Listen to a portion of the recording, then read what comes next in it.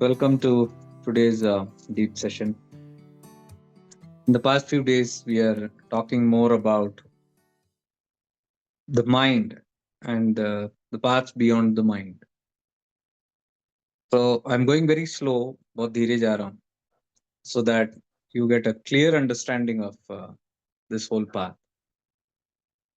And I'm emphasizing so much since past few months the importance of going beyond the mind and concepts.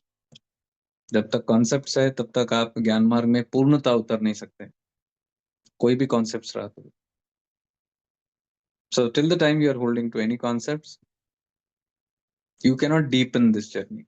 And why do you hold to concepts? Insecurity. Insecurity, ignorance, agyanta. So from ignorance only all this insecurity comes. Actually, there is nothing to feel insecure. डर नाम का कोई चीज नहीं होना चाहिए. देखो on your camera. डर नाम का चीज क्यों हो? Why should be there fear of any kind? Fear is too much because of body consciousness. Too much of mind will bring you too much into the body consciousness. It will strengthen the ignorance of I am the body, Bhavaroga. And the more the strengthening of this Bhavaroga, that I am this body, fear will increase, insecurity will increase. Please understand this equation. If you understand this equation, it will become very easy. All your insecurities are coming from fear. What is a fear? What will happen to me? Why do we catch all these paths and we cling on to all these concepts, ideas, beliefs, philosophies, theories? Why do we do that? Because somewhere we feel we are the body. Strongly we feel we are the body.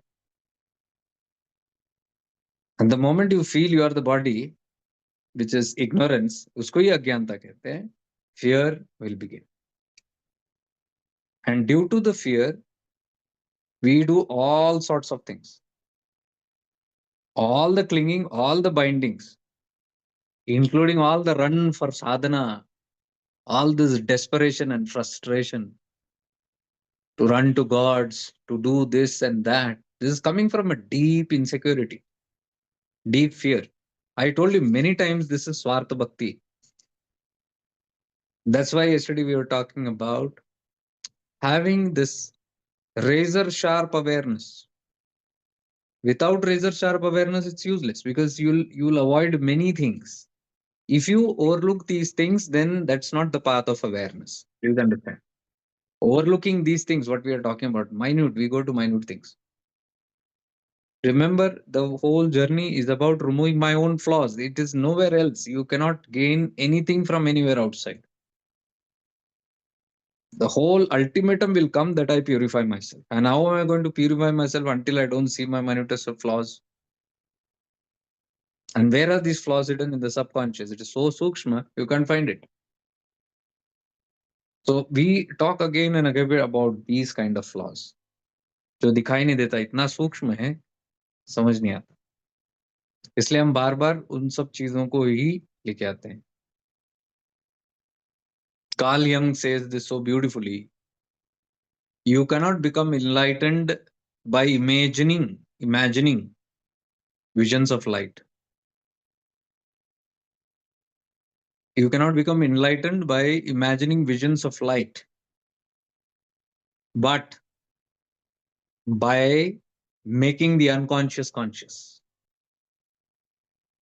आप सिर्फ केवल अपने आप को light light light बोलते बैठने से कोई इल्यूमिन नहीं होता, कोई अवेकन नहीं होता, कोई जागृत नहीं होता, कोई किसी को साक्षात्कार नहीं होता. केवल ये सोचते बैठने के लिए मैं प्रकाश हूं. बट अंधकार को उजाले में परिवर्तित करना है. The unconscious has to be made conscious. The darkness has to be made into light. The shadow has to be made into light. There is deep work there.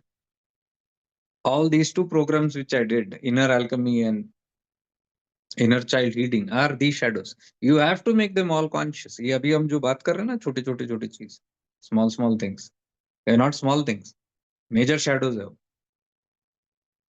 Like not investigating why am I clinging to objects, people, places, things, gods, gurus, paths, teachings, concepts, yantra, tantra, mantra, all these objectives. Why am I so afflicted by these things? Because there is deep fear. It is not bhakti. By razor sharp awareness, we must see this. Honestly, this is not my bhakti. Am I a bhakta? Am I a devotee? Devotee cannot be due to selfishness. I love God. What for you to love God?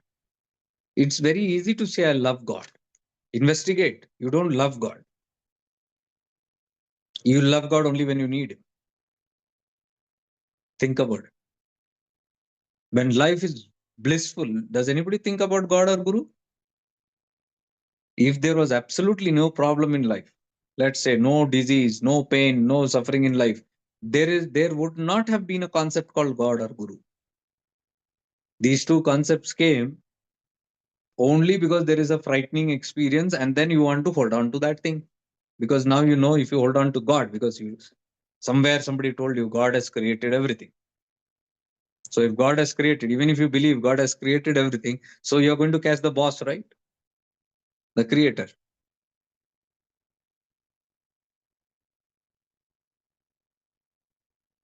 There is no fun in this. I must investigate. If I want to realize myself, I have to go beyond all this nonsense, nonsensical beliefs, which I am just holding on, and there is no logic to it. There is no reasoning to it. I have never investigated because I feel scared to even investigate. See, उधर भी डर है. तौबा तौबा you do तौबा तौबा तौबा. भगवान नाराज हो जाएंगे. अरे ऐसा कैसा भगवान है तुम्हारा जो नाराज हो जाएंगे? ऐसा कैसा गुरु है जो नाराज हो जाएंगे? गुरु और भगवान अगर नाराज हो गए तो गुरु नहीं है, वो भगवान नहीं है. Because they are supposed to be unconditional love, right? Embodiment. They don't judge you. God doesn't judge you. So if God doesn't judge you, how can God be angry? I've always been confused by all these kind of teachings. Makes no sense. One side they say God is unconditional. On the other side they say God will get angry. Come on.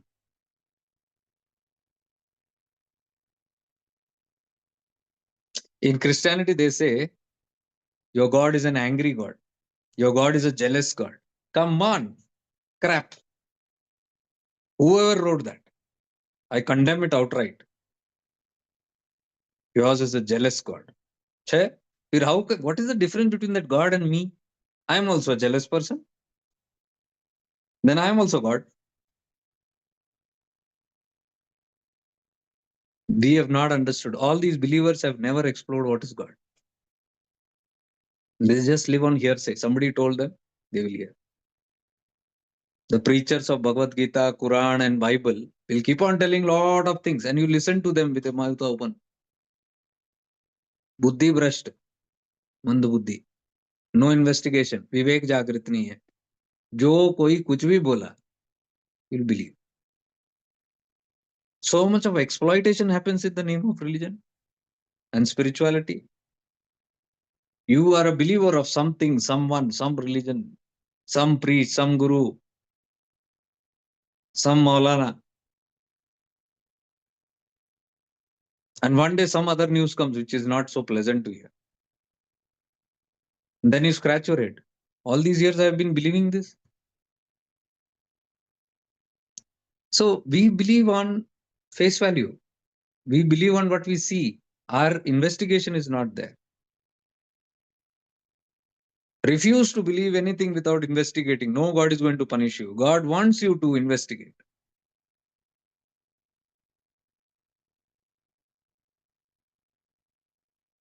All the great prophets who came, be it Krishna or Rama or Jesus or Guru Nanak, they were all investigators, and they opened the third eye. They spoke from deep experience.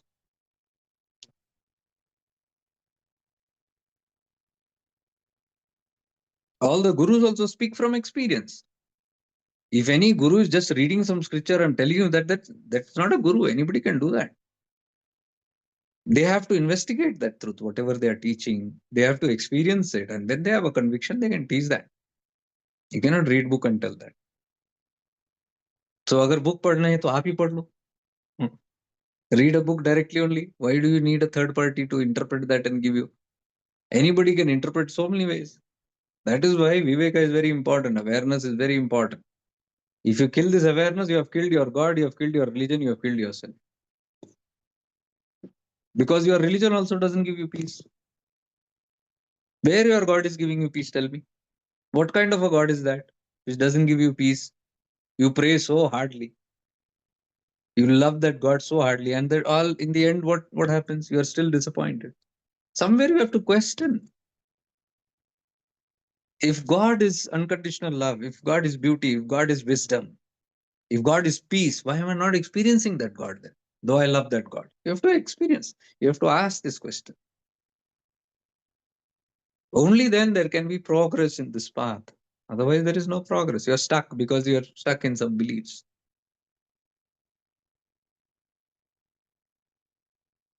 So, investigation is very, very important. Without this investigation, and one of the investigation today we started this subject with is जो हमने बात किया, experiment is my bhakti real, which I'm so proud of, which I'm just believing. I believe in God. Belief is not enough. Experience is needed. With belief, you will experience only what you believe. You might not experience the truth because what you believe might not be the truth. Anybody can tell you anything. I can sit here and tell you so many things. And if I tell you, trust me, I am trustworthy. If you only believe me, then you are allowed. If you don't believe me, then you're not allowed. If I tell you this, put a condition on you, then you'll start believing. And I can tell you anything. And if your belief is deep rooted in me, belief comes out of respect and trust, right? So if you trust me and respect me, you will have belief in me. Easily you can, anybody you trust and respect, you can believe whatever they say. Now the problem comes, I might tell you something, you might believe me, but your inner faculty somewhere will have a conflict because it is reading, right? It is somewhere introspecting. So when you have conflicts, you will shut up because you trust me, you respect me. You can't even voice, you can't ask, what are you going to do? Because you respect me, because you trust me, you're going to feel obliged and you're going to remain just listening to me till you reach a point, threshold, where you'll blast. Something will happen inside, short circuit, because you're not able to contain. You can see in paths and religions, these things happen. Very commonly, it happens because you're seeing sometimes so many things in spirituality, but inside you're getting some opposite feeling. You're not feeling very comfortable. Something is not appealing. And you have confusion, but you have no guts to ask now. Why? Because you're a believer. You have proclaimed your love and respect to that path or person or religion.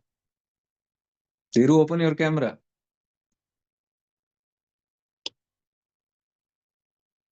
So if that is missing, then you'll have a problem.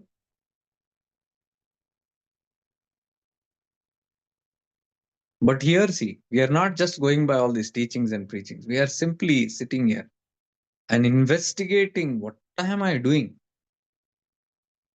I am re-introspecting everything that I believe in, everything that I do, everything that I know. I'm cross-questioning. Do I really know it or am I believing it? Believers have no place in the Gyan Marga because you cannot bring your beliefs here. That is why Shiva is telling in that you have to give up all your beliefs. Beliefs come out of all these concepts, philosophies, theories, scriptures, programming. So when I investigate very clearly, am I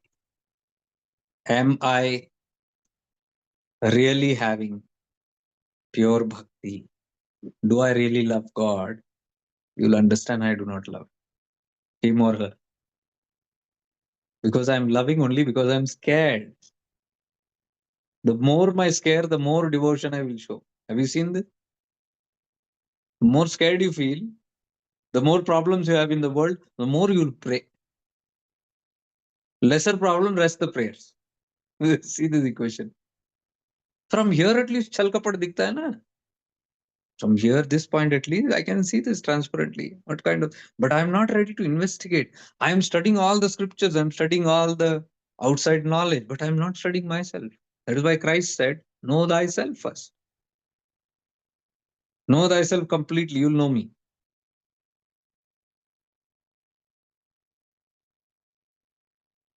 And what does Christ say?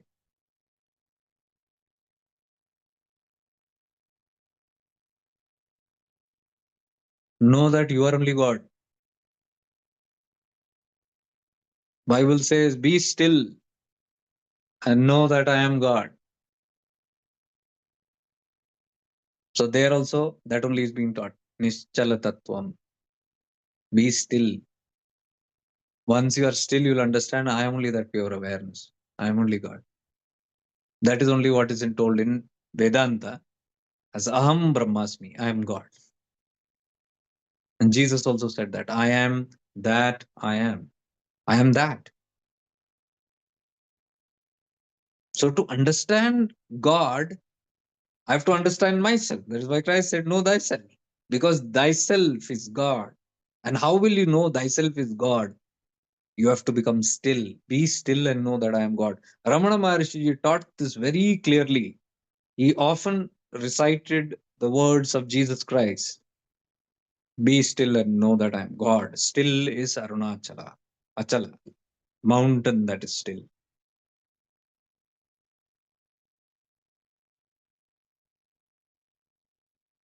See, the whole thing comes there. Any religion you take.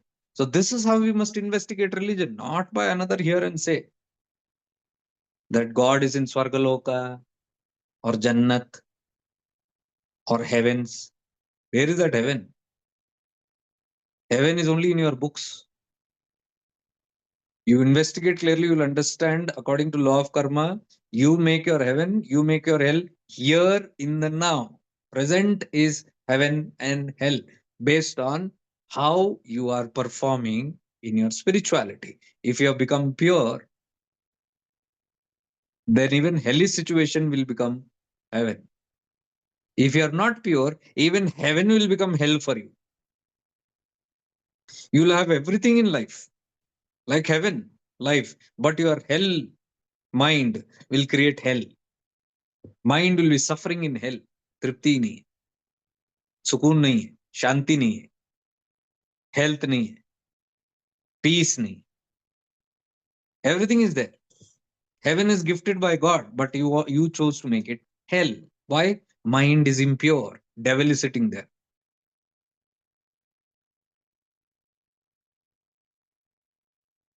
So to remove the devil only, Nityananda is telling Nirmal Man, practice Shuddha Bhavana, become so pure that the mind becomes pure. Because when the mind becomes Nirmal, it will turn Nischal.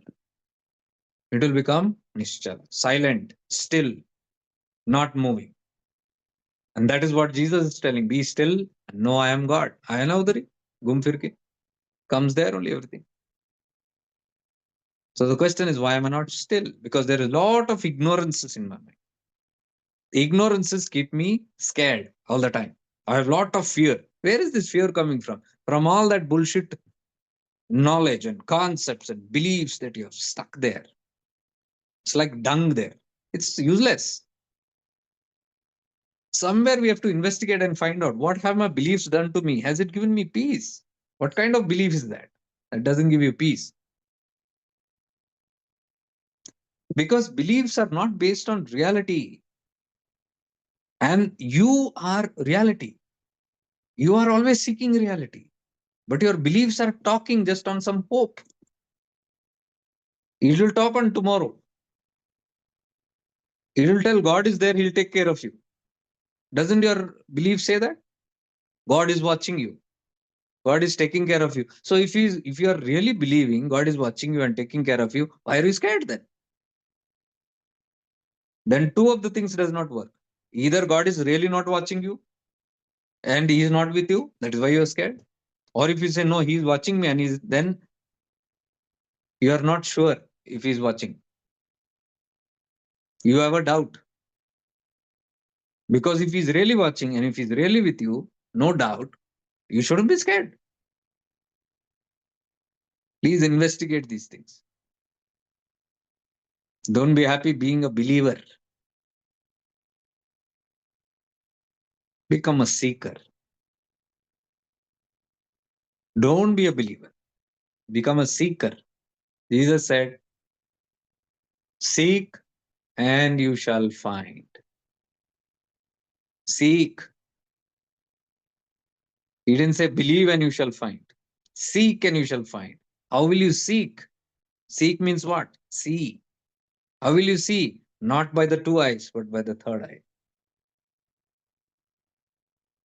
And that is why Jesus said, only when thy two eyes become one, you can see.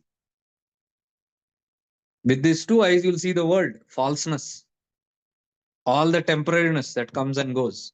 All your fears are coming from this two eyes. Because whatever you see, you think it is real, it is going to last forever. And inside you know it is not going to last forever. See, your belief says it is there permanently. But inside your Atman says it is not there. That is the conflict. That is why scare comes, fear comes. Are you seeing that? What you believe, there is no match in what you know. Knowing is different, believing is different. Whatever you look around, you believe. You believe your husband, wife, brother, sister, father, mother, son, daughter are going to be with you forever. That's your belief because you see them always. But inside, you know it is not true. They are not going to be forever. So the fear will be there.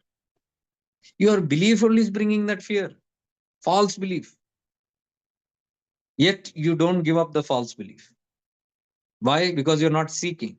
So, two eyes, whatever you see, you're a believer. When these two eyes become one, third eye, Viveka, then you'll really see the truth.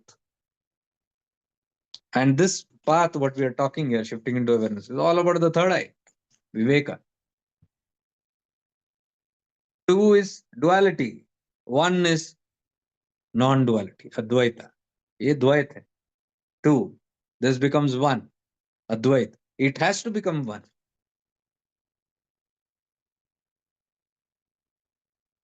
So this must be investigated. Until you investigate, it's very difficult. You will keep on believing all your life. Somebody said something. Okay, hundreds of things will be told by hundreds of people. You are a fanatic. You don't want to give up your fanatism. You don't want to face your truth because somebody tells you the truth, you want to flee. Instead of seeking, you flee. You're running only from yourself. Please understand this. You cannot run away from me. You're running from yourself because my voice and your inner voice is same. Outside, you open your ears, you'll hear me talking, you'll run. Inside, also, the same voice will come sooner or later. Where will you run? Because my soul and your soul is not different. It's the same voice, same truth. Truth is only one. We are all connected to the same source. The moment you start becoming little thinner, subtler, you'll tap into your own source, and that is the same source from where I'm talking. You might look through your two eyes at me and feel scared. This guy is here. He's going to eat up my peace, my comfort zone. You might close your eyes. When you close your eyes, your third eye will open. It will say the same thing. What with the two eyes you are seeing and hearing 2 years, when it becomes one, inside your voice will haunt you. Where will you run? That is why people get so troubled. These are not truth seekers. These are comfort seekers. They want to be very comfortable in their own bullshit. Bullshit means what? They have created some khichdi for themselves. Nice रेत के महल, sand castles. One wind comes, it will blow off. We have done that from this belief system only. All your beliefs, you are creating castles only on the sand castles. Not knowing one wave will come and sweep it off. Jesus says this. Don't build your castles on the sand, but on the rock.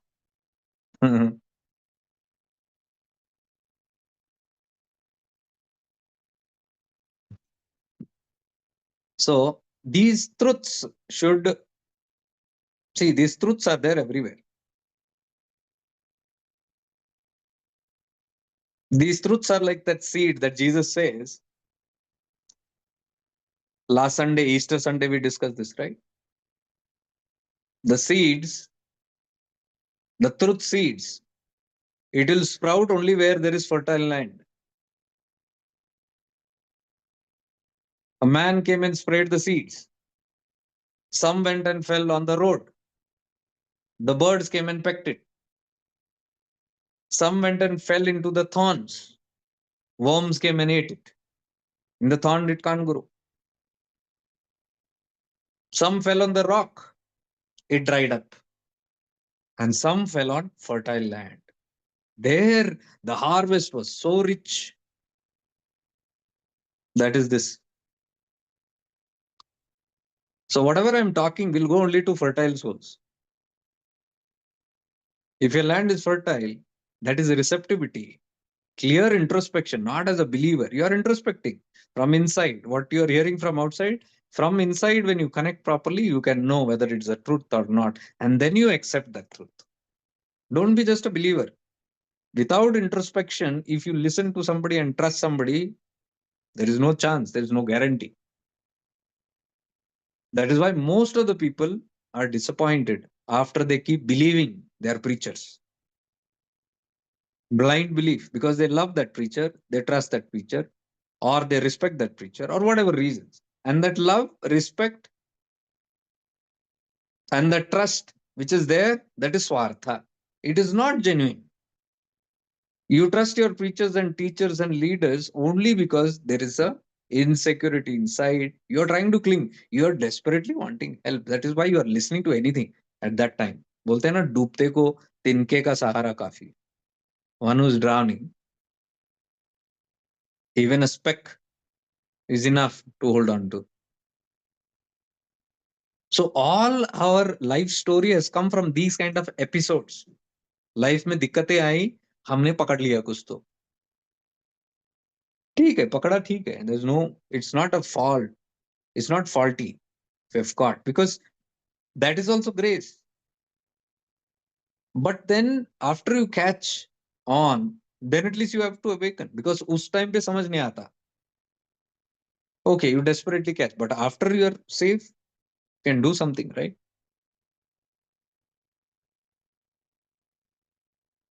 When there is some danger in life, at that time you can't analyze things.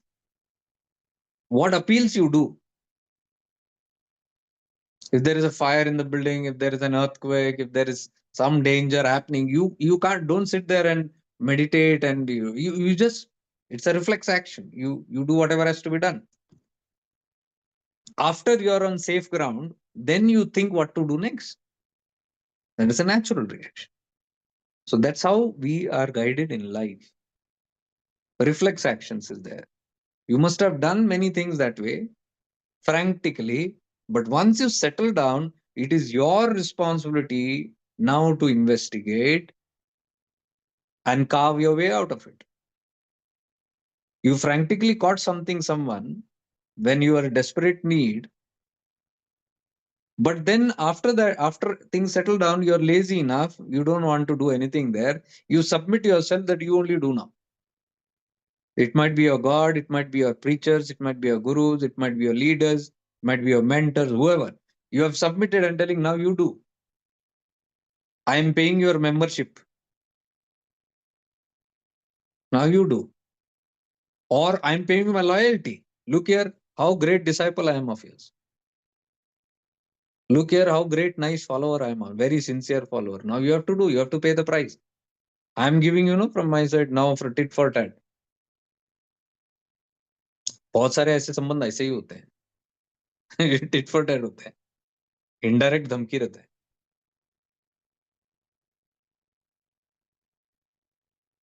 like I told, no, somebody told me suddenly came and reminded some problem in life and suddenly popped and said, you had told that until you are a teacher who will not leave until you need me no more. So I need you now. You better be there. Indirectly, you better be there. So sometimes we need reminders like, as though we don't know what's happening. This is all desperateness we do. This is not love and respect. We just take care of our own business. We are just bothered about ourselves.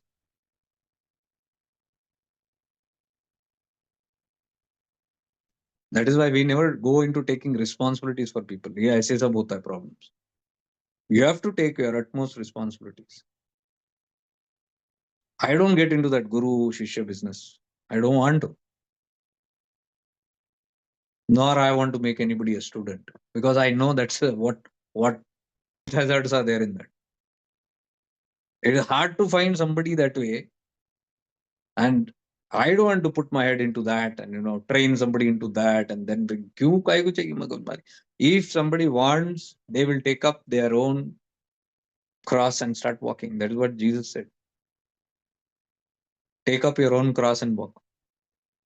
What is the take up your own cross? Because you can see Jesus carrying the cross all the way. He was tortured and this and that. He carried his own cross. That means he carried his own burdens. Did he tell God, come down? You love me so much, come down and take this all headache and let me sit in peace somewhere. Did he say that? No, he picked up his own cross. That is the message. We have to pick up our own tribulations. But when tribulations come, when sufferings come, when tests comes, we challenge. We challenge everybody. Where are you?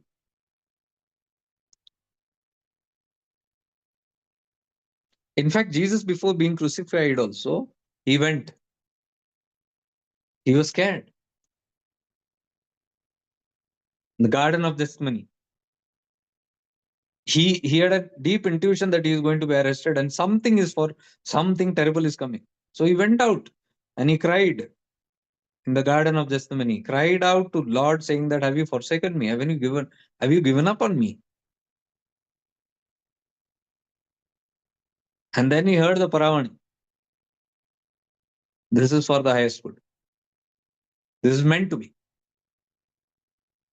Then suddenly he realizes his true nature. Till then, again, the human nature can take up.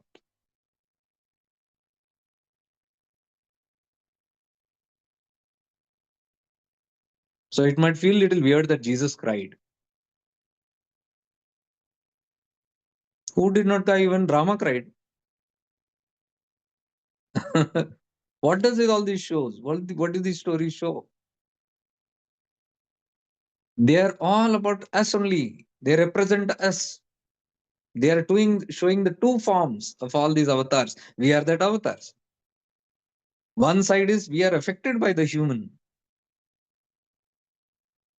Manav Janam jo hai, it is not easy. There will be suffering. There will be pain. There will be opposite pleasures also. Both will be there. You can see all your avatars also going through both pain and pleasure. So hum kaun se hain? Avatars, they have to be something special, right? Why are they not special? Nothing affects them. You can see everything has affected them. You see Ram's life, you can see everything has affected. What has been left there? रह क्या गया देखो उनके life में. Is it any different Ram's story than our life? Look at Christ's life. Any different than us? Nanak's life. Look at Buddha's, Mahavir's life. Did they ever have easy life? Any one of them? Any one of them? They have had the toughest of life. Vivekananda, Ramakrishna, Ramana, despite being at that state, what does that show? They're showing the two forms of nature. One is when you take the human body, you're supposed to go through your karma. That's how it is. But on the other hand, you have an opportunity to transcend it also. That is the godly part in you. That is when you tap into that godliness, you have the power to rise. So you can see all these great beings, even though affected by karma, they were still high up, like Ramana, Ramakrishna, Jesus. Look at all of them.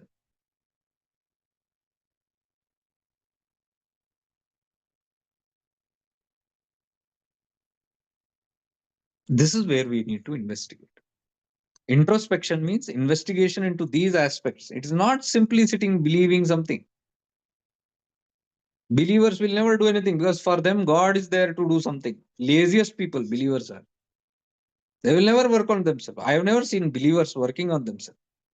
They love to sit with their eyes closed. When anything happens, they love to go down and close the door and sit and weep and cry and victimize themselves.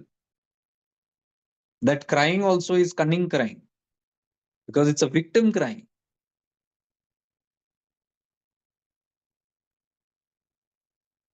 So where is that question now when Jesus says, pick up your cross and walk?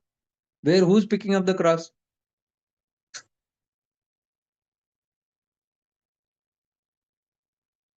That's what beliefs can do to us. Real religion remains where it is. We need to investigate all these things. There are deeper teachings. These are teachings which have been hidden from you.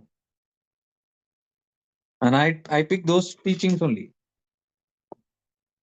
The lost teachings, the Gospel of St. Thomas, St. James, Gospel of Mary Magdalene, Gospel of Judas.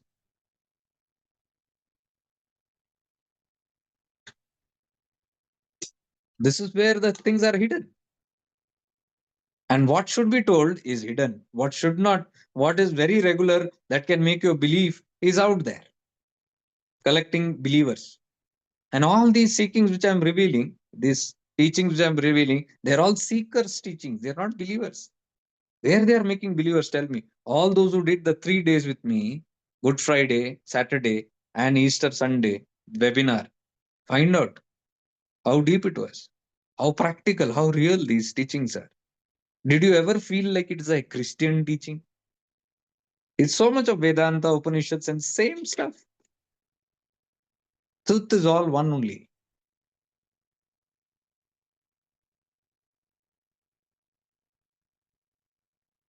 So, this reasoning which is there, we have to understand when we say, I am a true bhakta, I am a true devotee, blah, blah, blah, all that stuff, investigate and find out you are not. And have the courage and guts to say, I am not a true devotee. How can I become a true devotee? Parabhakti, अपरा भक्ति से नहीं, भेद भक्ति से नहीं. जब तक भेद है, your God is far away from you in the heavens and you are in hell or earth. So much of distance. You will only keep praying and hoping one day he's going to come down from the heavens. He's not going to come down from anywhere. Krishna consciousness, Christ consciousness is our own consciousness that is awakened. When my awakening happens, when my consciousness is jagrat and it awakens, that is called as Christ consciousness. That is called the second coming of Jesus Christ. That is called the rebirthing. Reborn Christians. We birth again, born again. Second coming. He's not going to come from the heavens.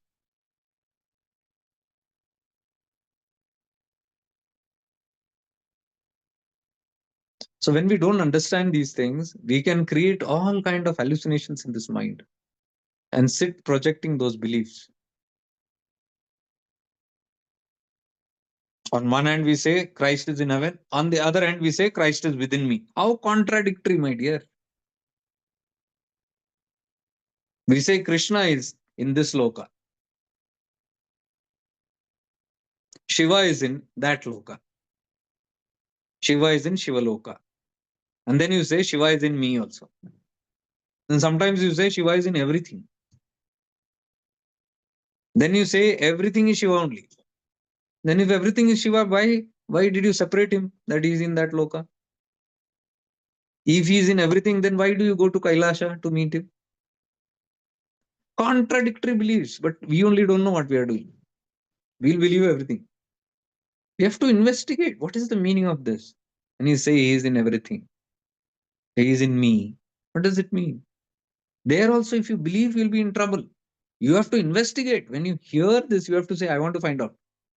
And until I found out he is in me, I am not going to take that word. That is a seeker. But you're scared of offending somebody. You're scared of offending your authorities. And that is why your authorities have so much of control over you.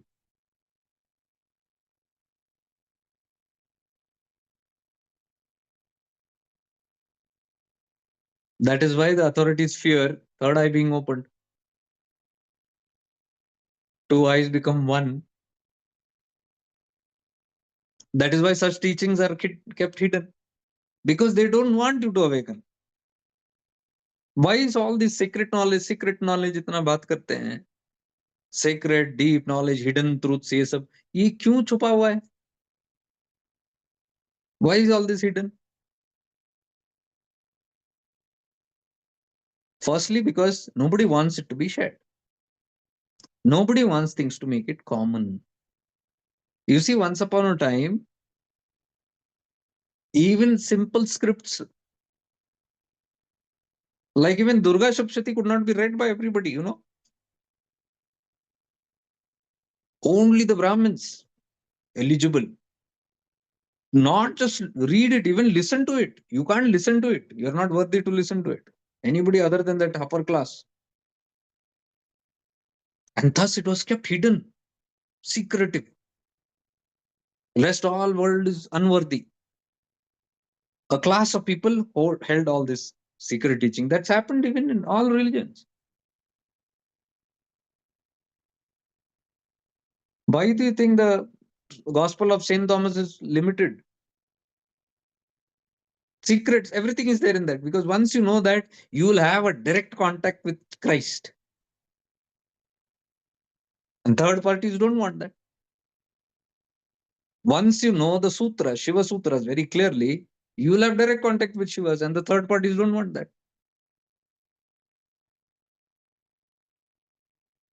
They don't want because there is power. The mediator always is very powerful. Have you seen this? Have you ever explored this? The mediator is always in a position that is very powerful. They control the masses.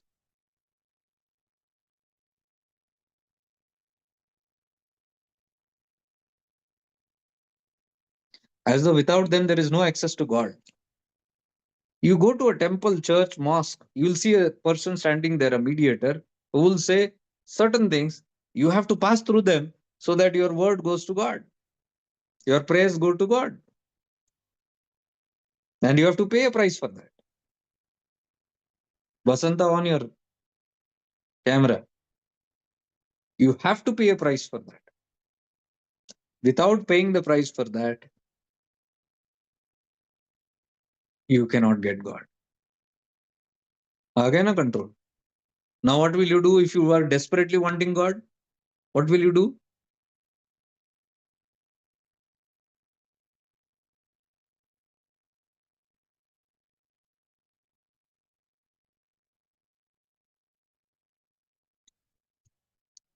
If you desperately want God, now you are going to pay the price. You are going to do anything and everything. बस हो गया.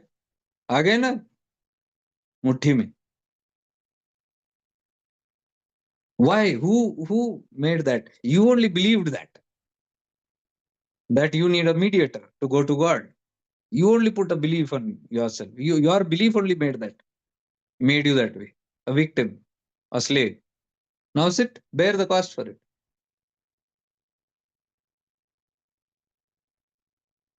So these hidden teachings are not really hidden. They got hidden.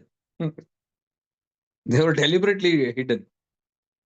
Now, I talk so many things, Arunachala Tattva. Why it is not told in all the paths? Shiva Tattva, why it is not told?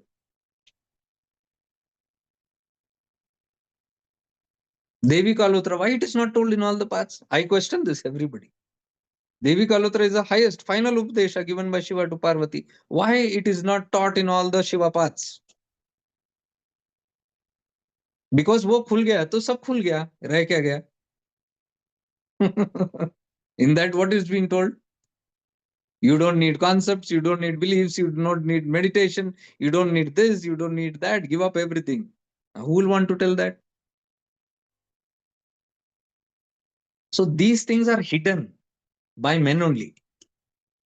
Tell me, Devi Kalotra, is it really a hidden document? It is there for so many years. Black and white days, it is there in Arunachala. Who told it is hidden?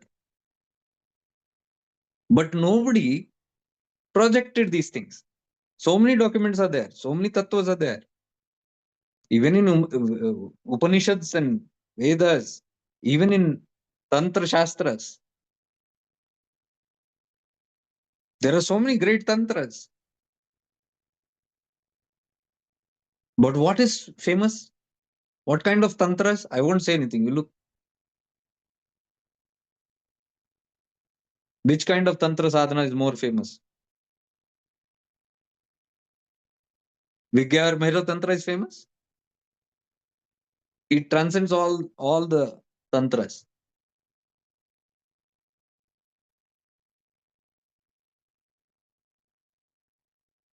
These things are only for these people. जिसके पास विवेक है उसके पास चाबी है. विवेक बंद कर दिया फिर दे दो अपनी जिंदगी.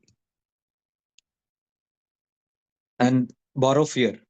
Live in fear all the time. You close your third eye and give the key, and everybody wants the key to your third eye. Nobody wants it to be opened. Because if that opens, everything is clear. So you can see all the scriptures, be it Hindu scriptures, I don't know about Muslim scriptures, be it Christian scriptures, I'm telling, all somehow hidden, the real thing. Buddhist scriptures also you can see. So many things are hidden, the real ones. See, in today's world, in these days, if you see very clearly, in today's world, see this fun. Everything is common. Nowadays, everything is becoming common. एक जमाने में it was so difficult. Once upon a time, to sing a song, it was so difficult. You need to go to auditions and their politics and this and that. Today, you can just pick up the mic and start singing on so many platforms. You can get noticed straight on the internet. You don't need third parties. Have you seen this? So, this is a bad news for all the third parties who could control the crowd, who could control talent. Today, you cannot control talent. You have a mobile, you are there, you are eligible. And the crowd discusses, the crowd decides, public decides. If you have talent, if it is appealing, the public decides. There is no third party judges needed today. Can you see the work is gone? Judges are all gone. Platforms are gone. You want to create music? It's easy. You want to design a video? Today it's easy. You want to write a script? You needed script writers. I remember there were so many platforms where you have to sign up and freelancers and all that. You would hire people would pay writers to write scripts, ghost writers. Ghost writers matlab these people write on your behalf and give you can put your name. Poor guys. Most horrible profession. Real talent, ghost writers. They can write a novel and give it to you for a prize and you can put your name on that. They are ghost writers. I've been through all that crap also in one of my profession. They're ghost writing. Ghost writers are hired to write your books.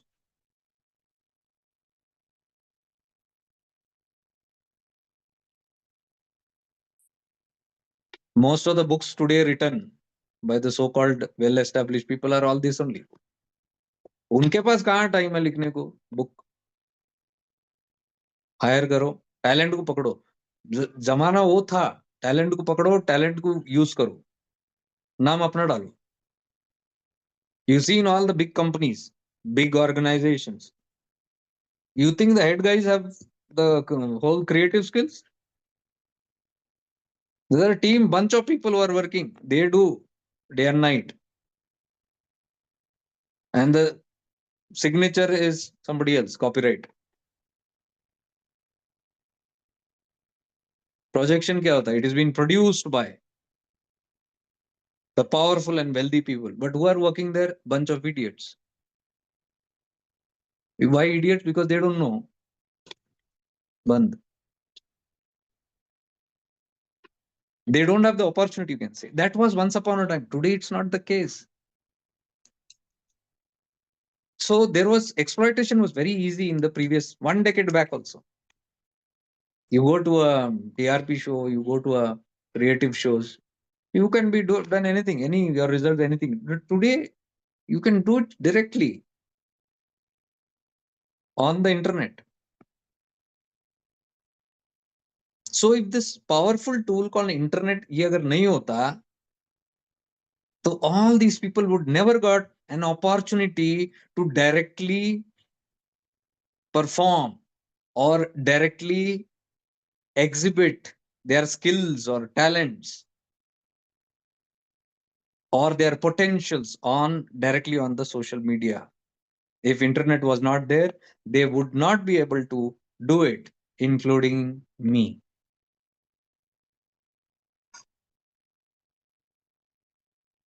So the times have changed. Times have changed, and all the control systems are panicking.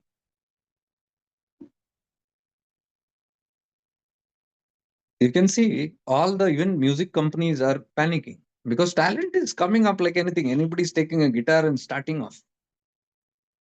And I'm telling you this, I have been telling for the past 3 4 years, this field where this preaching teaching is done, ये एक जमाने में भी बहुत dominant था. You were thinking that I am the dominator, only I am going to teach, nobody else, and I'm going to decide who is going to be the next teacher. Today that's not the case, and I'm telling you, a time the time has begun now. Children, I'm telling you again, as less as 7 8 9 10 11 12 years will do the same work that I am doing now. Just wait and watch in this coming 10 years. I'm fully confident of it. Potentials are huge. It's just been opening.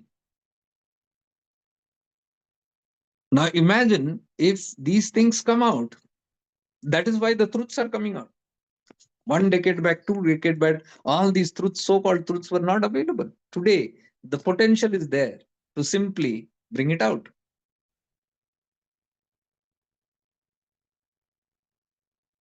And because of that, everybody is benefiting, isn't it? कौन benefit नहीं कर रहा है? Once upon a time, to listen to my favorite AR Rahman music, I used to wait for 1 month and give my number to the cassette guy. And he used to call me. एक release हुआ तो he used to call me, it's come. And I used to run all the way there, pay a great price. That time it was a great price to buy that one cassette and listen. Today, what is the case? Everything is at your fingertips. Anything that you want is there at your fingertips. Now, this scares the controllers. Controller का जमाना गया, हाथ से सब छूट गया. अब panicky. Why should one panic? Because this is the divine right of everybody. If anybody has talent, if anybody has creativity, let them give. And what are we giving for? I am sitting and proclaiming this is for the world to benefit from.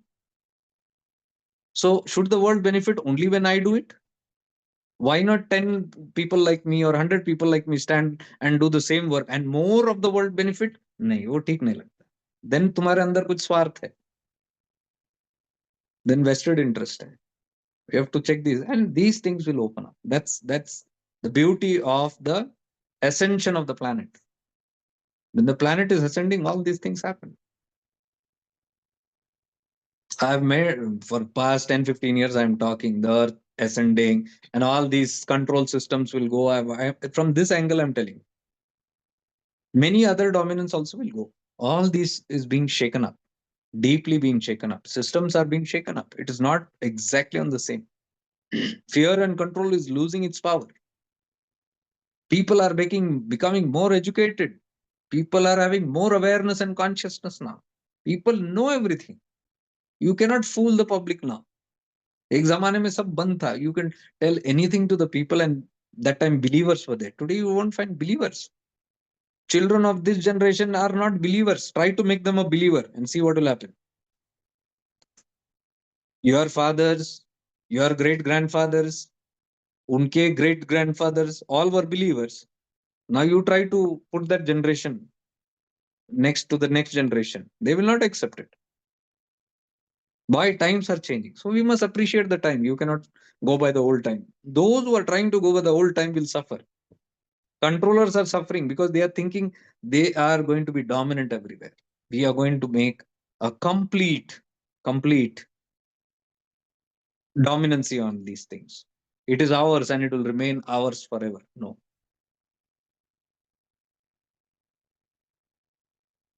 The funnier part is I have seen so many times when even messages were stolen, teachings were stolen, philosophies were stolen, methods were stolen. Because once upon a time, it was all on the internet. It was, sorry, internet was not there. It was all in individual houses. Like in the Western world, somebody creates something, a meditation, a method, or something. It is very hidden because that time no internet. You have to literally go and purchase it. Then only you will have access to that knowledge. And there is profound knowledge in the whole Eastern and Western mysticism. There are mystics even in the West, beautiful people like Carl Jung and all that. I love that guy, Carl Jung. Great subconscious, unconscious work he has contributed. Great healers like Lucy Hay and all that. There were so many people who conducted many meditations, we did their program, but nobody knows about it. Sometimes Indians, Eastern people copied from the Western people, those who had access to that. From the West, somebody copied from East, those who had access to that. Because West also, वहाँ के लोगों को यहाँ का ज्ञान easy नहीं था. Like today, Vedas, Upanishads, this was not. They used to come from there, live here in India, catch hold of a guru, live in ashrams, then get the knowledge, then take it back, and then brand it. That is how they did. From here also they did that way. Because the Western philosophy is very beautiful. Eastern is very raw and it is not very diversified. It is very raw. But in the Western world, it is very beautifully branded. So many times, Eastern people who blame the West, they come and steal our stuff. I'm sorry. I have seen people who steal the Western stuff also back here. Carl Jung was one of this guy whose many methods in India became very popular, but in different names, hidden names. Some other methods and all, but they are actually copying him. All this thing is gone haywire now because of internet. Everything is out there. Now what will you do? Many meditations, many spiritual activities which was taught like very in conducive closed circuits, thinking this is something special. Now, if you see closely, it's like exposed. It's very common. It was all there. Somebody else was already doing it.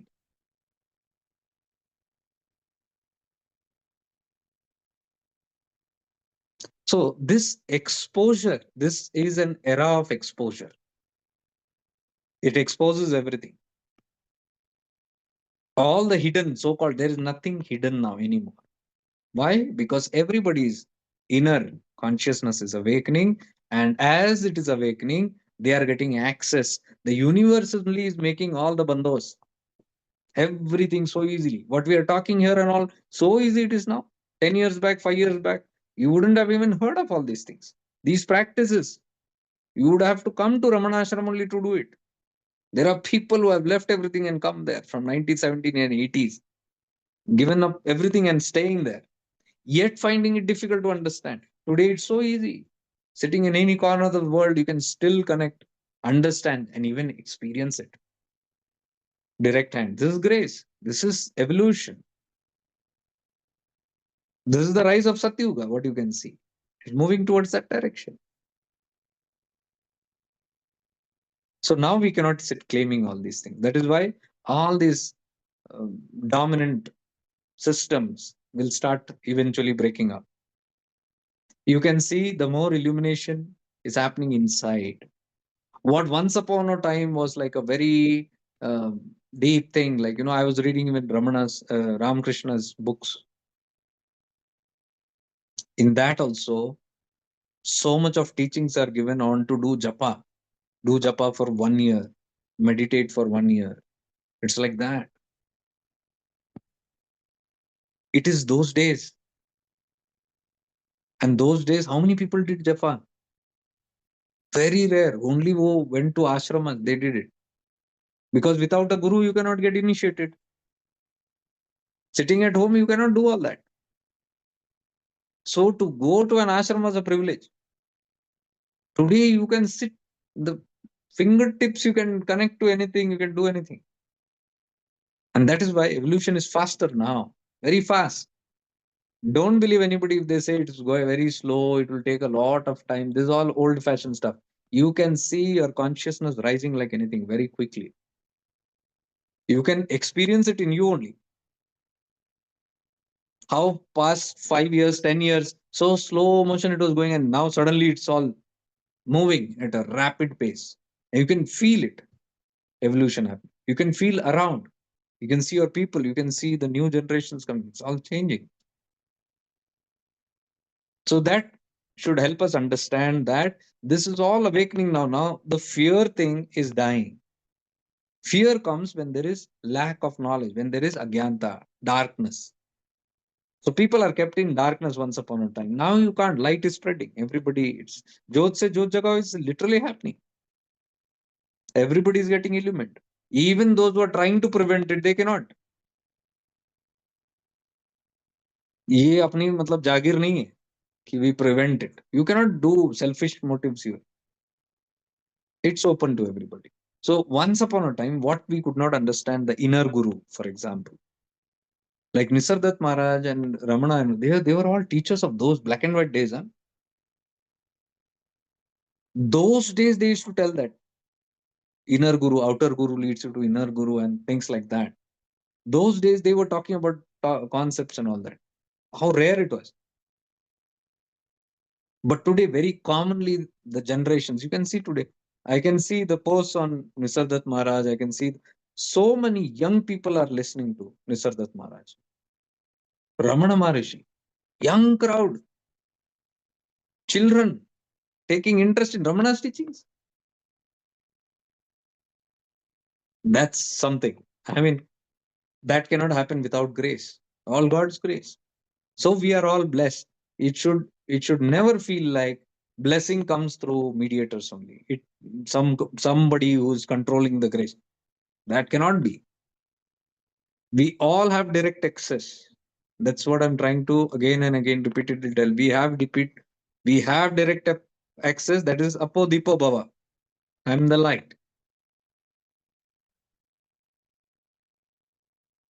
But we are coming from new generation. They believe and they tell very easily. They trust these things and experiment on it.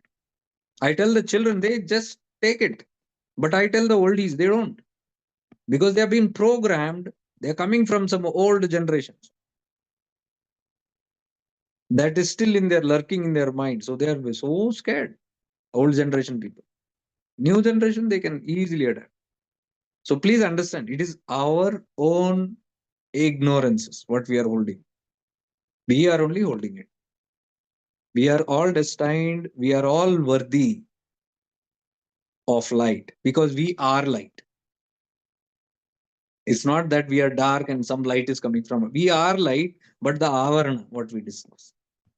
One layer of ignorance, which this is that layer of ignorance. And that ignorance has, due to ignorance, kept all these beliefs and concepts and philosophies, old teachings and stuff like that very strong to the heart. And they feel if they give that thing up, they're going to die. Die if you have to die.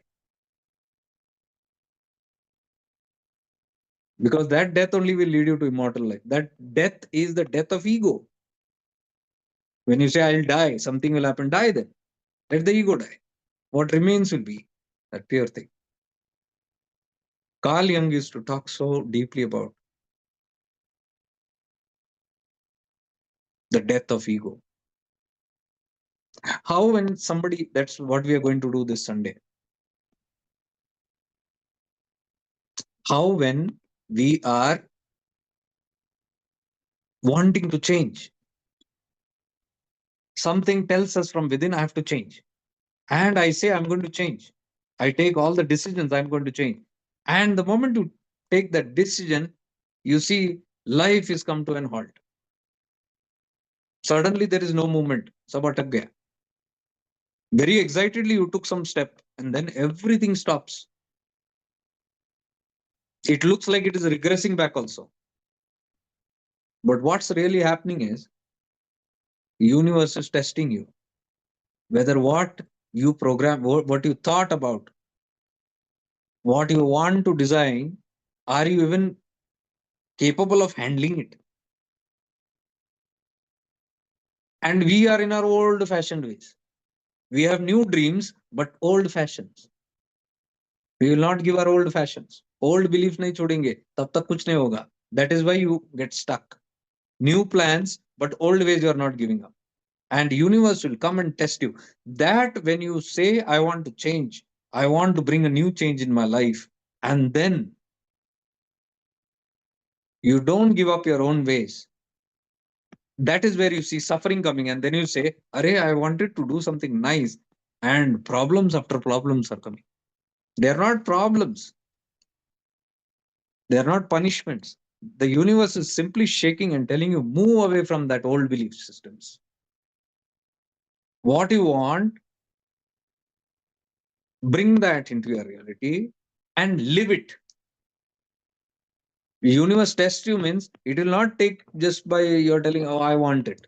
Then it will ask you, I want to see how do you want it. Are you bearing that? Are you bearing that change?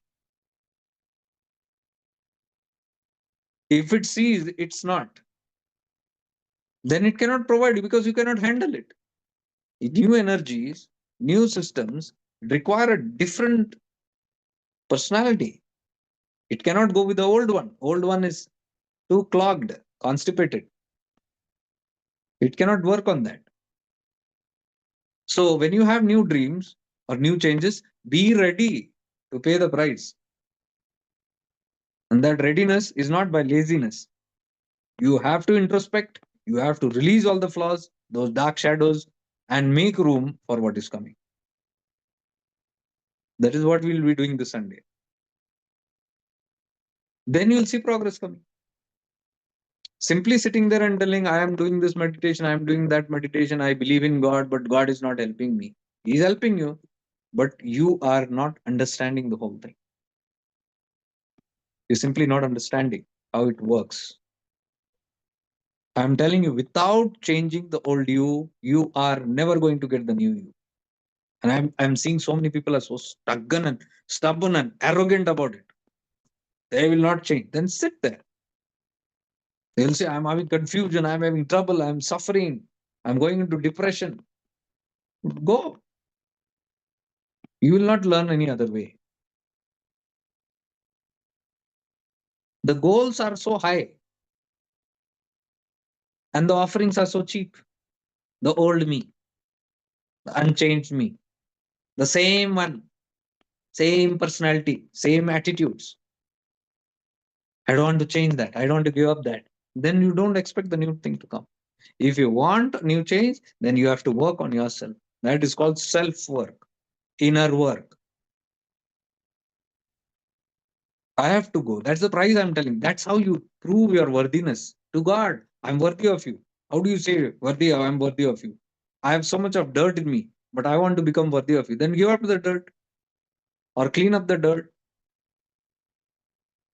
Then you can say I'm worthy of you. But if you say no, I'm not going to give up. You, oh God, you clean me. That God also might be sitting like this only. What to do with this one? And that is why you wonder, I am crying, crying, no God is coming. God is also waiting like this.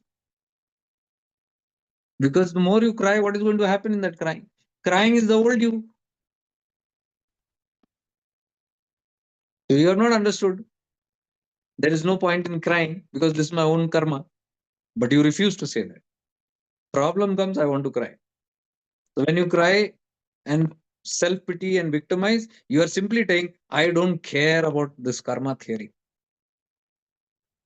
Bad has happened to me. Everything bad is happening to me. I don't care about the karma theory. Then that's what I mean by arrogance and stubbornness. We are not wanting to change that. If you truly believe in the law of karma, then you will know you deserve it. And when you know you deserve it, why will you self pity and cry for yourself in the self pity tone? So there are two ways of crying to God. One is the self pity wala crying, the victim zone. Oh, the poor me, and you cry. You will never get a response because you are indirectly telling, I don't care about your karma and stuff. I don't care about what I did in the past. I want you to simply remove it. Will you remove it or not? I love you so much. I burn so many ghee ka diya, so many candles for you. I give so much of charity for you. I go to church and mosque and mandir regularly. So much of worship. I sing so much for you. अपने लिए नहीं गाता, किसी के लिए नहीं गाता, आपके गुण में. How much I praise you. And still you can't think about me. But why are you praising? You are praising that so that he can just come and remove the suffering from your life, irrespective of what you did. So these kind of cunning transactions rang nahi lati hai. Why? They are coming from Ashuddha Bhavana. Shuddha Bhavana means seeing this. Once you see it, you will simply return back and you say, okay, these things are happening. You'll settle down. That is when the real work begins. And when the real work begins, you will be rewarded for it. That's what we say. God is watching. Yeah, He's watching. Whether you are doing it rightly. And when that work you start, then you'll see mysterious forces coming and helping you because now you're on the right path. Now all the guidance will start coming to you because now you are understood the truth.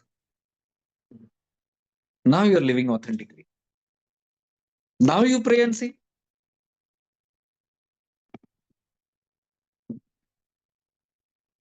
Another crying is out of helplessness when you see that you are doing everything, but still you see the burdens are more.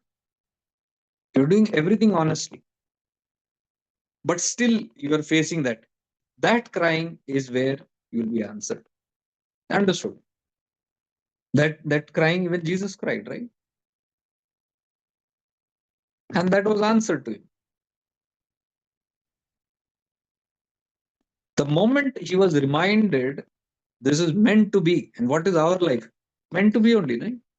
Sufferings are meant to be. All those crooks in our life were meant to be. Because of those crook only we grew. So they had a reason to come. How can we curse them? The one who made us what we are, how can we curse them? When you realize this, you can forgive them easily. You forgive them, one muck is gone. Major mucks are gone from life. Shadows are gone. Sunday we'll be doing that. Forgiving from a very high state of consciousness, understanding the real thing and then doing it. So when you do work in this manner, support comes. The whole universe assists you. So at that time, you might have some trouble, some pain, but it's genuine. That will not come from victimized kind of a pain. So when Jesus said, "Have you forsaken me?" And then when he heard it is meant to be, he was thrilled. The grace took over him. His tears stopped. He wiped his tears. And he simply said one thing, "Thy will be done. तेरी रजा में मेरी रजा, जो शिव आज्ञा, जिस विधि राखे उस विधि रही."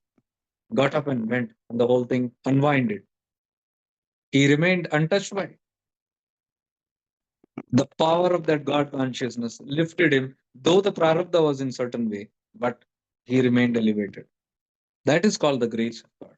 Grace of God does not come to remove all your sufferings and give you the garden of Edens. We think by doing meditation, by doing good things, our circumstances will change, my in laws will change, my neighbors will change, my enemies are going to transform, and suddenly they're going to come with flower bouquets to me. It's never going to happen because these are all part and parcel of your karma. Karmic structure say you have only chosen all these acts so that you can grow, you can finish off the unresolved issue, but we forgot it. When the time comes, can we run and say, I don't care about all these things? It's not going to spare you. So, one thing is you can't run, but you keep escaping and you keep suffering because you're going to be brought again and again to that situation. Or the other is you realize the truth, face it with the power of God.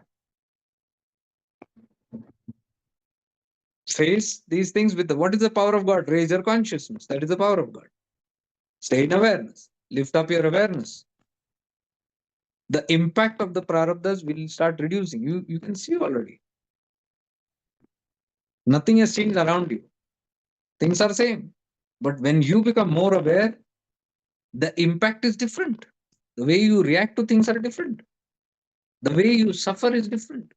Suffering goes down like anything. When you are in deep state of heightened awareness, whatever your circumstances is going on, you will still remain much more peaceful and happy. That's called grace of God. Prarabdha is not being removed, but the way you're handling that prarabdha is changing. That is what spirituality means.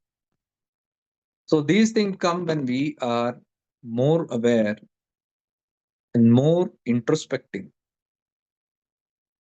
and researching.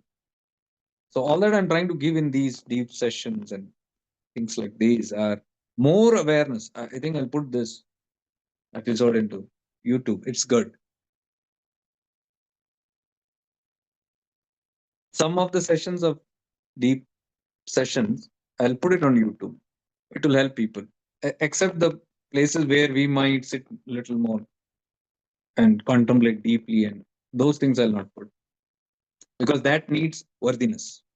That needs these kind of protocols. In these deep sessions, we will be as we deepen by May and all that. We will sit with more deeper meditative sessions because we have paid a price for it. And we chose this priority. We are sitting with this, and this is our intent. This is as a main focus. So all those who are in that frame of mind, who are dedicated to it, or focused on it, only shall be worthy to even experience that. It's not for the time pass. It's not for the people who ask how. Anything you tell, how to do that? Talk about self-realization. How to self-realize? Come on. एक answer में थोड़ी आता है. You have to sit and घिसना पड़ता है. You have to break your head. You have to work on these things. You have to spend enough time and energy. That is called what I'm telling, not lazy people. Lazy people, how? Quickly tell me.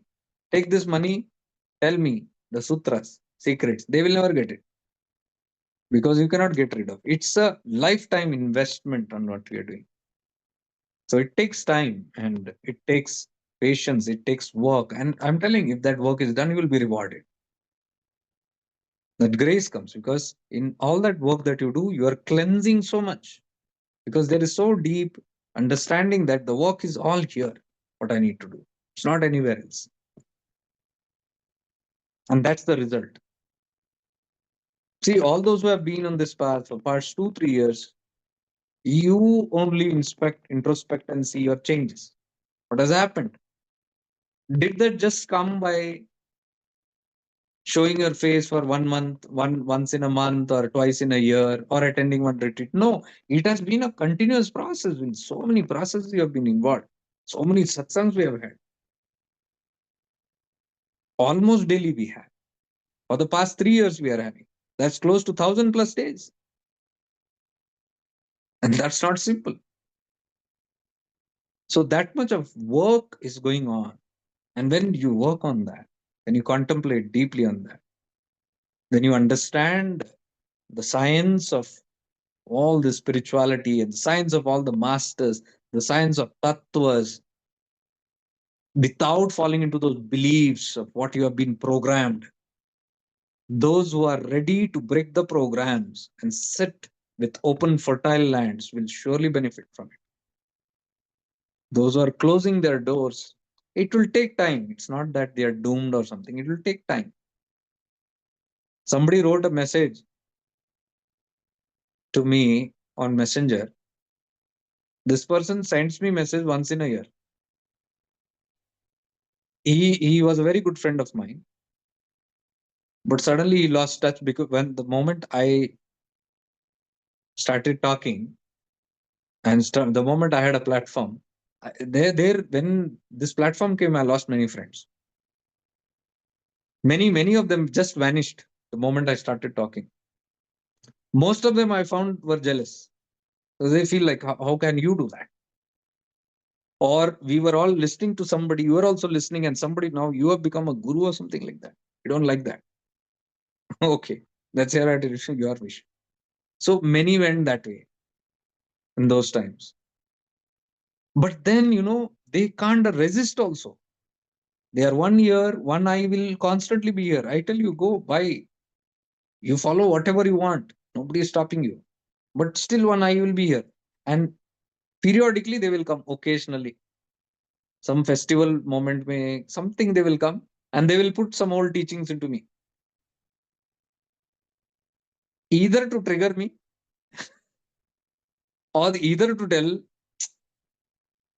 you still got to do this thing only because I am stuck in this only.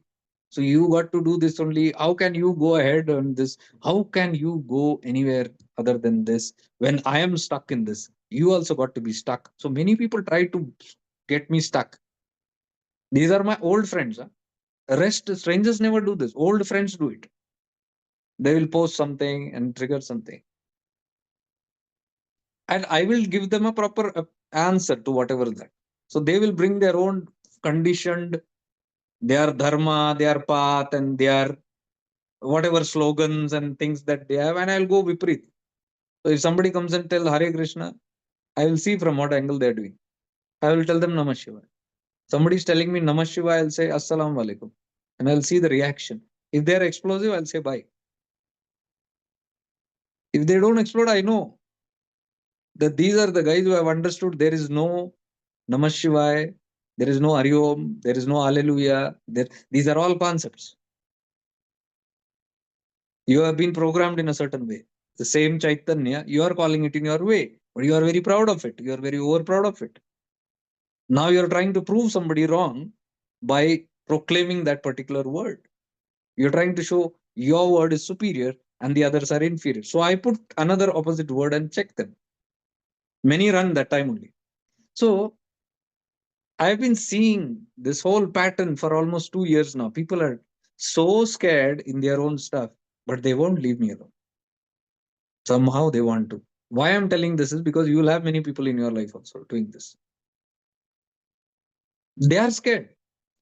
उनके जो fundas है वो लेके आके थोपते हैं मेरे साथ again and again. मुझे रिमाइंड करने की कोशिश करते हैं, ए आप भूल रहे हो. भूला कुछ भी नहीं हूं. I have not forgotten anything. I have realised these things. So that guy said something, and I told him, Vipreet, I told him these kind of things, some adverse.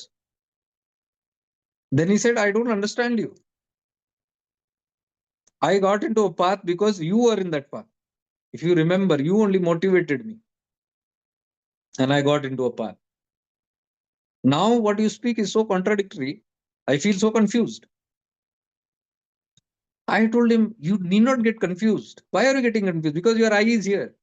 You follow what you like. You do what you have to do. Why you have to get confused? You're getting confused because you're looking here. Who's asking you to look here? I never asked you to come here. Neither am I coming to your page, into your home, and neither I'm putting advertisement there. I am simply speaking something on my page. Why are you interested in this page?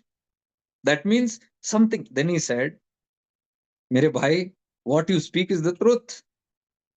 I can feel it in the heart. I can see your intentions are good in this. But at the same time, it is so contradictory. Now I think it is not about that path or about you. I am only at a problem. I am not understanding you guys. I said, yes, you're not understanding. So he said, then what do I do? I cannot give up my own. I said, I never asked you to give up. I never told you to give up anything. But I told him, but I can see you not wanting me to give up something. You are part of something. I'm giving you the freedom, do whatever you want. But you are not giving me the freedom. You are still bringing your old haunted ideas into my space and trying to convince me something about yours. How about that? I am giving you space and freedom. Why are you not giving me that freedom? And he said, maybe, he's only telling you, maybe I will understand you better once I am done thoroughly with what I'm practicing. I said, that's the right attitude. Whenever you feel you are understanding, you come, and the day you understand me, you will understand this and that is not separate. All those who feel I'm talking contradiction or separate have still not got the point, and they will not get the point. So it is okay if they are confused. Rise in consciousness. Go deeper into these. Investigate. These are not investigators. These are coming from believers. These are all belief people, fanatics. They're all fans. सोचा नहीं है, ये नहीं किया, use नहीं किया. So now when they sit with me, this opens up, and they can't bear it. They don't want to open this because they're scared. I don't want to investigate. Hey, that is like insult. I'm told something, I have to believe it. I cannot introspect. Introspecting, what many people think, if I introspect, तौहीन कर रहा हूं मैं, I'm disrespecting.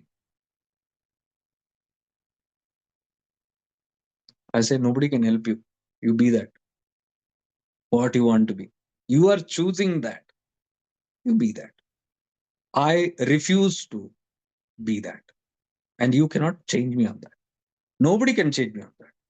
I'm very firm on my grounds on what I am experiencing. And that is what I'm teaching people, because that firmness is coming from this conviction. What you see, what you realize, what you experience, what you know. It is not coming from knowledge. I know more than some parts. It is not about knowledge. It is about knowing the experience of it.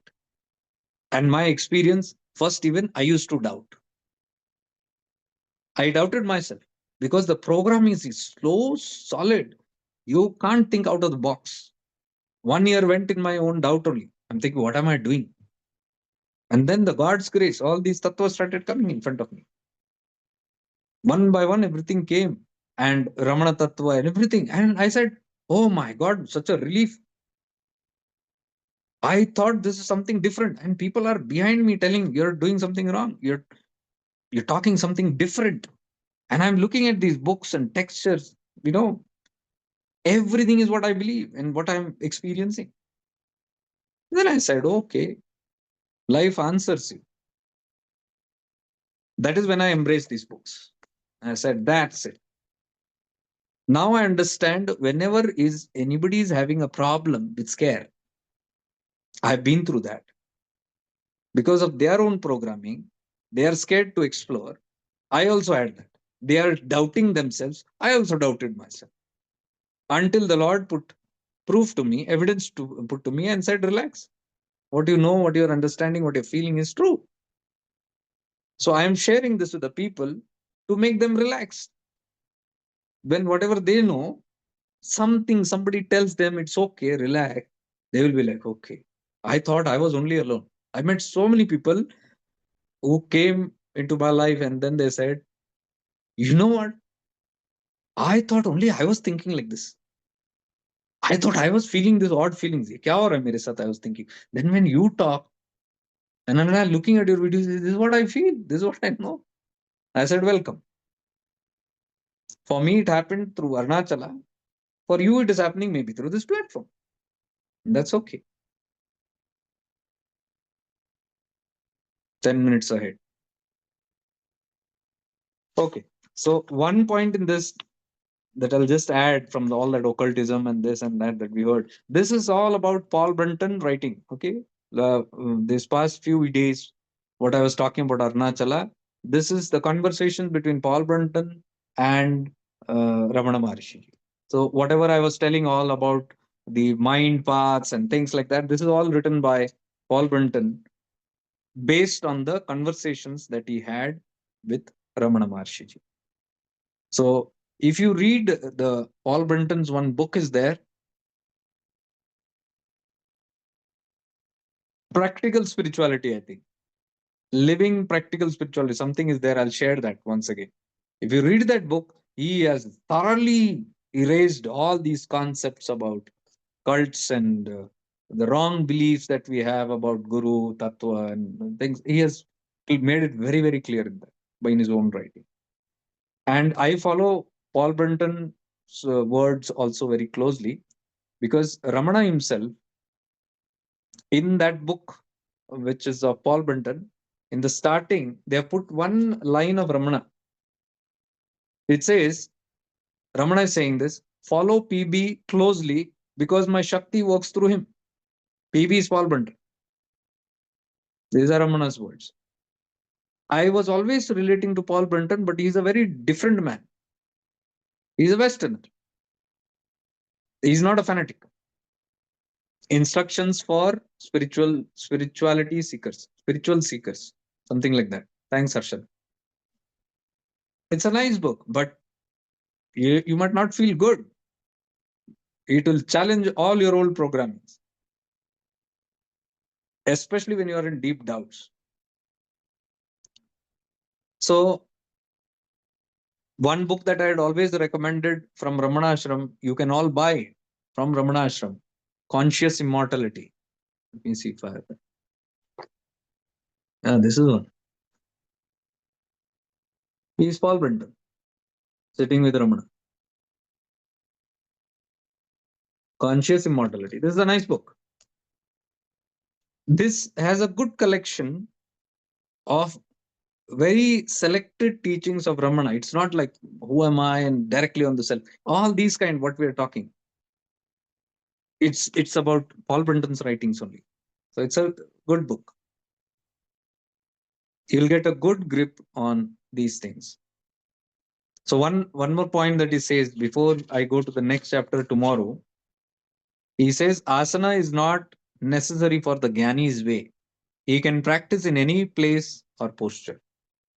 So the whole structure of asana is the mat or the posture, Padmasana, Vajrasana, whichever asana, Sukhasana you sit.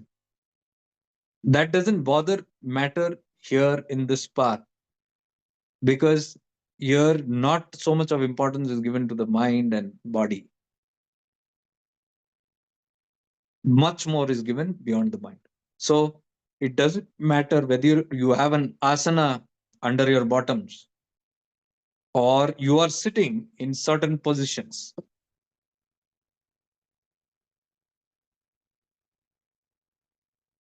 All that matters is your introspection. He can practice in any place or posture. Place also is not important. One day somebody asked Ramana Maharshi, is asana important to be seated upon? And he said, yes. Otherwise, what if the mother earth pulls, sucks all your energy down? We mocked. Ramana had a good sense of humor also. Very mockingly, sarcastically, he used to give messages, including to his own mother. His mother was very superstitious. She had that strong Brahman. I'm a Brahman. And look at this man. He gave up his Brahman thread also. When he came to Tiruvannamalai, first thing that he removed was his thread. That is the indication of an Avaduta breaking from all kind of conditioning. But the mother comes to Tiruvannamalai, she's still having those things, the superior, inferior, and all those things. So she used to make the people eat later, said, my son must eat first because he is senior here and all that. And the moment Ramana came to know that, he changed the whole system. She had made it in such a way that Ramana eat it first, then the disciples, then the devotees, then the visitors, then the ashramites, then the staff, then the visitors, then the beggars. And Ramana came to know it, he reversed it. He said, first give it to beggars and reverse the process. Last I will eat. And after that, he never took one meal first, always in the end. Despite his frail health, despite his disciples telling him, that's what we call authentic spirituality. His mother used to say that, and he used to do ulta. So one day, his mother was very superstitious even about onions, lasan pyaj, garlic, onion, you should not eat, prohibited by God. All those beliefs are there. So one day, Ramana was moving from the kitchen and he saw onions. So he said, onions. Oh, these little onions that can prevent God from meeting you. That can prevent you from meeting God. This small onions has so much of power, he used to say, that it can prohibit you and God's meeting. So this is how he was. He was beyond all these kind of superstitions. So he told the asana also that only, as though the earth is going to suck your energy. So this is more with people who are with the body, mind, prana. They are stuck with their own thing, protecting this energy, saving this energies. It's so calculated, all these things. But the mind, when you go into deep introspection, when you go into dhyana samadhi, where is asana? Where is this? He himself sat, God knows in which all positions. When he came to Tiruvannamalai, he was sitting in the temple in deep samadhi for days. Rats ate his food, rodents ate his flesh, and he's not even aware. So that is what he means to say. Jnani's way. This is all the Jnani's way.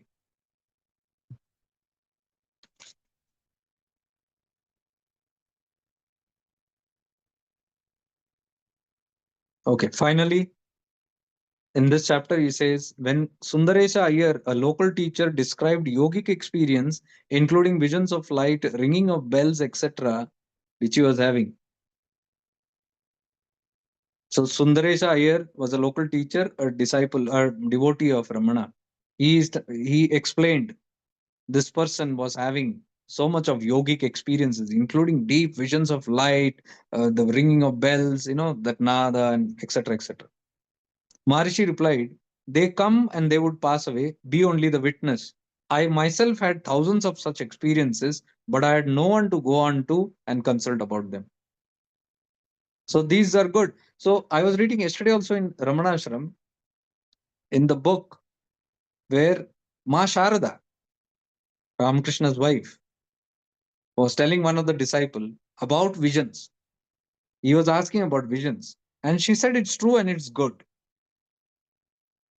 Those visions that you get about God or light or things like that. She says it is good, it is telling you're progressing, but don't get entangled in it. Don't get stuck in that. Don't get obsessed with it. Let it go like a passing thing. So that is what we are understanding here. Can we not see God in concrete vision? Ramana says yes, God is seen in the mind. The concrete form may still be seen. Still, it is in the devotee's own mind. The form and appearance of God manifestations are determined by the mentality of the devotee. जैसा मन में उन्होंने रखे हैं. Mentality means whatever he has. If he knows only about Shiva, he will only see in that form. He cannot have any darshan of any gods which he has never seen before. Have you seen this?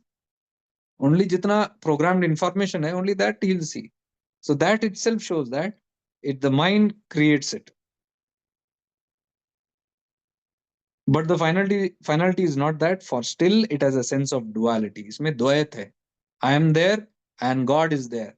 Two things are there. It is like a dream vision. It's just like a dream. After God is perceived, vichara commences. That ends in the realization of the self. Vichara is the final method. After this perception, God is perceived. I saw God. मैंने भगवान को देखा. ये जब आपका खत्म होता है, when you finish with these kind of experience and you're done with it, then vichara commences. Atma vichara. Who am I? And when you go into that zone, you're not interested. Only when you lose interest in this, you can do Atma vichara. You cannot do Atma vichara if you're interested in these visions. So he says that way you end up in realizing the self. Vichara is the final method.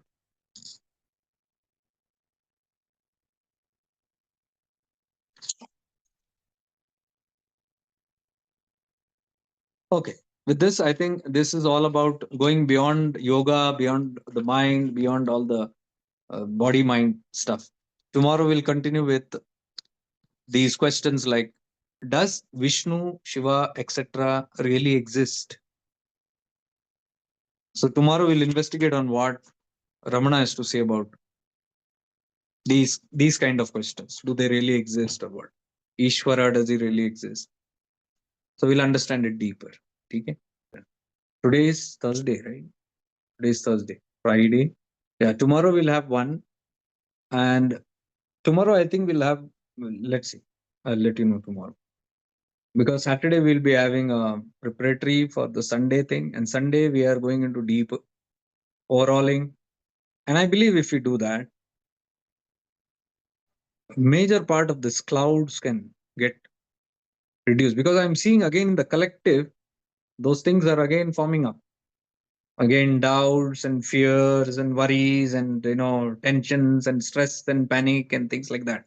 Again, it's building up. So that's coming from some old stuff that is not fully resolved. So you see, if you blast it, if you turn it all into light, if you just resolve and give completions, which Sunday we will sit and do for 4 to 5 hours intensely. You have to take out your time 4 to 5 hours and do it for the next 1 week. Continue if you are interested, because you have to take. I told you have to take interest in your own life. Nobody is going to take. I'm not going to take interest in your life if you are not interested in your life. You want, you sit and do it. I'll guide you how to do it. And of course, we have the the time and presence of that webinar and the grace, which will be helpful. The grace and presence on Sunday, which will help us do it more deeper. Okay, we'll end today's session. Om Purnamada Purnamidam Purnat Purnamudayachate Purnasya Purnamadaya Purnamevavashishyate. Om Shanti Shanti Shanti. May we all be blessed. May we all evolve. May we all be free. Arunachala Shiva.